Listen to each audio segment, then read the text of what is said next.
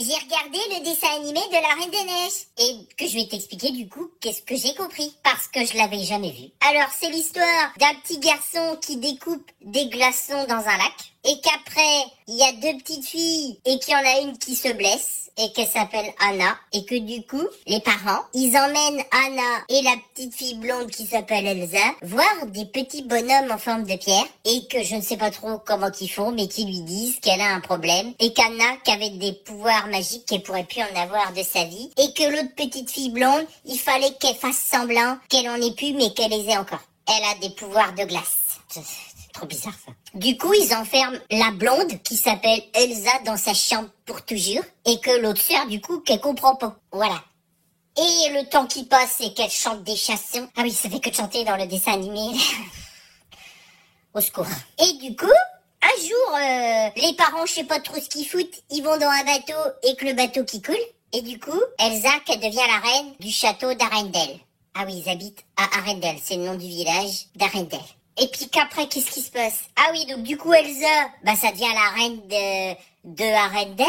Et puis que je ne sais pas trop comment, ils font la fête. Et que là, qu'il y a Anna, elle présente son prince charmant qu'elle vient de rencontrer pour se marier, que c'est complètement débile. Et puis que du coup, Elsa, ça l'énerve, elle fait des boui-boui avec ses bras et puis que ça fait de la glace partout. Ah oui, parce qu'elle transforme tout en cône de glace, alors elle est trop forte. Et du coup, les gens ils la chassent. Et elle va dans la montagne loin construire son château de glace, qui d'ailleurs est très joli. Je sais pas comment elle a fait pour construire ça toute seule. C'est beau, hein. On dirait un palais de glace transparent. Et du coup, elle chante libérée, délivrée. Ça y est, c'est la chanson là que les gamines, quand elles chantent ça, t'as envie de leur mettre des torgnoles. Eh ben c'est ça.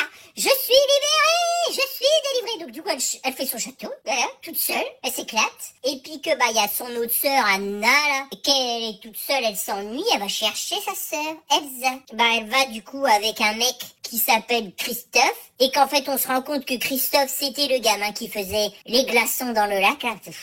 C'est compliqué, hein. Et puis après, elle rencontre aussi le bonhomme de neige qui parle. Alors moi, j'avais jamais vu un bonhomme de neige qui parle. Il s'appelle Olaf. C'est un bonhomme et qui lui trouve une carotte dans une espèce de brasserie dans la montagne.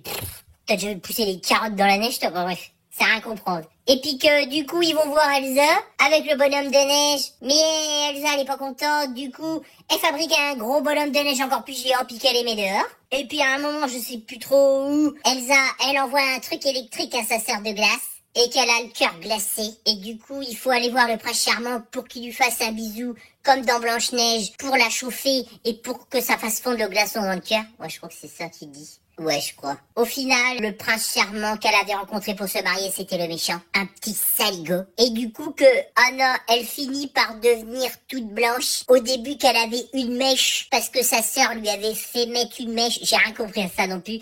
Et qu'après, du coup, elle a plein de mèches blanches. Et que tout le village, il est tout enneigé, tout glacé. Ah oui, parce qu'en fait, quand Elsa, elle s'est barrée dans la montagne, elle a glacé tout le village. Il neigeait tout le temps. Ça aussi, c'est bizarre. Et puis du coup, qu'est-ce qui se passe à la fin?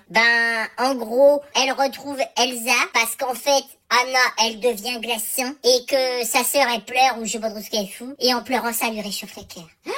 Voilà. Et à la fin, Christophe, je sais plus s'il sort avec Anna ou Elsa, mais je crois qu'il sort avec une des deux sœurs. Mince, je me souviens plus laquelle c'est. Bref, ça, c'est La Reine des Neiges, le film d'Euro Disney.